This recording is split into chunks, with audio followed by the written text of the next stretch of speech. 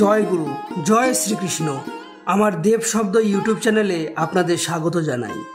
এই চ্যানেলে আমরা শুধু গল্প বলি না, আমরা শুনি আত্মার ভাষা। আমার চ্যানেলে নতুন হয়ে থাকলে চ্যানেলটি সাবস্ক্রাইব করে আমার ইউটিউব পরিবারের সদস্য হয়ে পড়ুন এবং আপনার প্রিয়জনদের সঙ্গে ভাগ করে নিন। আশা করব পুরো ভিডিওটা দেখবেন। প্রশ্ন হতে পারে, ভক্তের ডাকে ভগবান কি এখনো কাঁদে? তার উত্তরটাও এমনই হতে পারে যে হ্যাঁ, কাঁদে। পশ্চিমবাংলার একটি প্রত্যন্ত গ্রামে একটি জরাজীর্ণ কুঁড়েঘর ছিল। চারপাশে বাঁশঝাড়, কাঁঠাল গাছ আর শুকিয়ে যাওয়া পুকুর। এই ঘরে বাস করত গোবিন্দ নামের এক যুবক ও তার বৃদ্ধা মা বিন্দুমতি।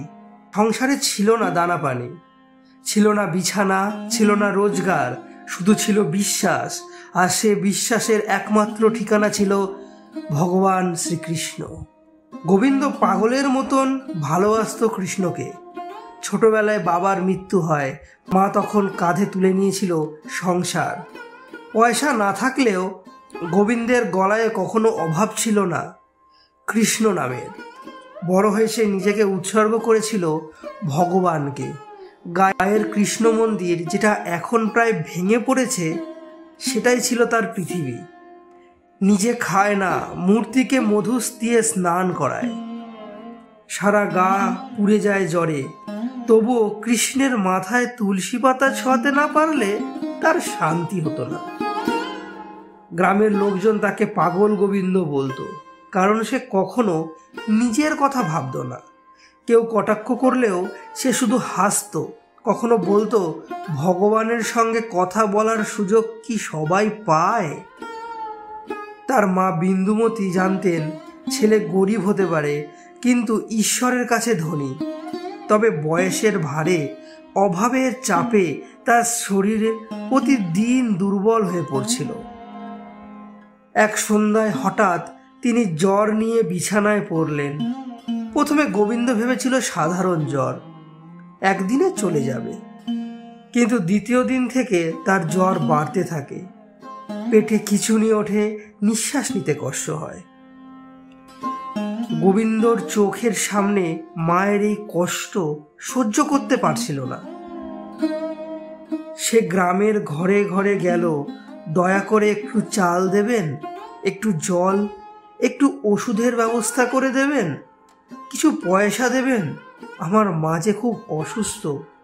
কেউ দরজা বন্ধ করলো, কেউ হেসে বলল, ভগবানের ভক্ত, তাকে বলো না কেন চাল পাঠাতে, ভগবানই এসে চাল জোগাড় করে দেবে।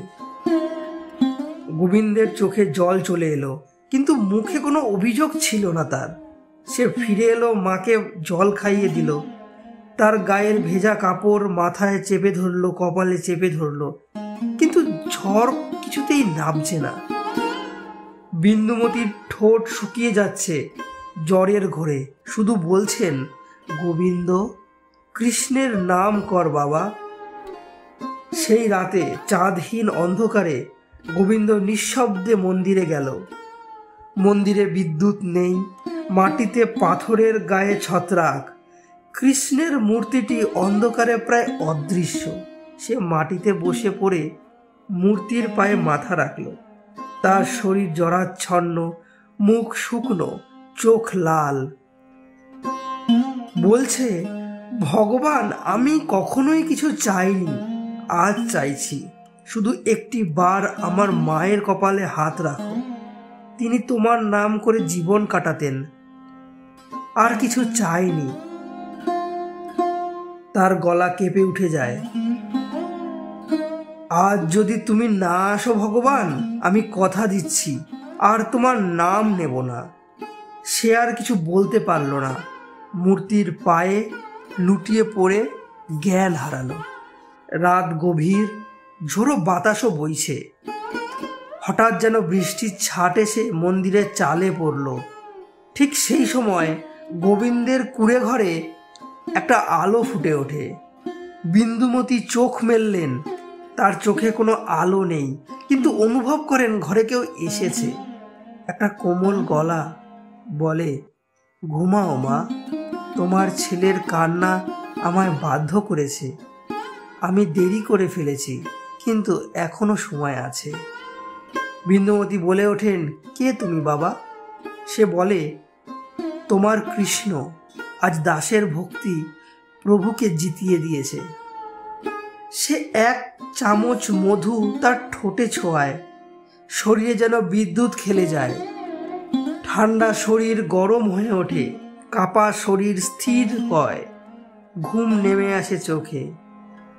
পরদিন সকালে গ্রামে হইচই পড়ে যায়, পাগল গোবিন্দের মা নাকি সুস্থ হয়ে উঠেছেন। গ্রামের লোকজন ছুটে আসে, দেখে বিন্দুমতি বসে আছেন, মুখে মৃদু হাসি, গলা জড়িয়ে ধরে বলছেন, আমার ছেলে কৃষ্ণকে ডেকে কাঁদিয়ে দিয়েছে বাবা। কৃষ্ণ এসেছিলেন, তিনি এসেছিলেন। অন্যদিকে কেউ খুঁজে পায় না গোবিন্দকে। মন্দিরের দরজায় নিথর হয়ে পড়ে আছে, তাকে তুলে আনা হয় ঘরে। জ্ঞান ফিরে সে বলে, মা তুমি কেমন আছো? মা জড়িয়ে ধরে বলে, তুই যে কৃষ্ণকে ডেকে এনেছিস রে বাবা, আমি তো মৃত্যুর আগে তাকে দেখে ফেললাম। গোবিন্দ চুপ করে বসে থাকে, তারপর মাথা নিচু করে বলে, আমি তো চাইনি কিছু, শুধু চাইছিলাম তুমি যেন তার নাম করে মরো। এখন তিনি তোমার কপালে হাত রেখেছেন। আর মন্দিরের দিকে তাকিয়ে কেউ একজন দেখে, পাথরের মূর্তির গায়ে জমে আছে দুটো অশ্রু। এক পাশ বেয়ে ধীরে ধীরে নেমে এসেছে একটি জলবিন্দু।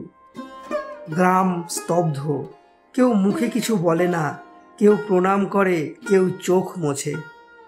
পাগল গোবিন্দ তখন আবার সেই গান গায়, ভক্তের হৃদয়ে যে কাঁদে তিনিই আসল ভগবান, ভক্তের চোখের জলে স্নান করে তিনি পরিত্রাণ দেন। বাতাসে সেই সুর ভেসে যায়, পূর্ব আকাশে তখন প্রথম সূর্যের আলো। আমার ভিডিওটি পছন্দ হলে একটা লাইক করে দিন এবং কমেন্টে মতামত জানান, এবং আরও ভিডিওর জন্য আমার চ্যানেলটি সাবস্ক্রাইব করে পাশে থাকুন। জয় শ্রীকৃষ্ণ। ভালো থাকবেন, সুস্থ থাকবেন।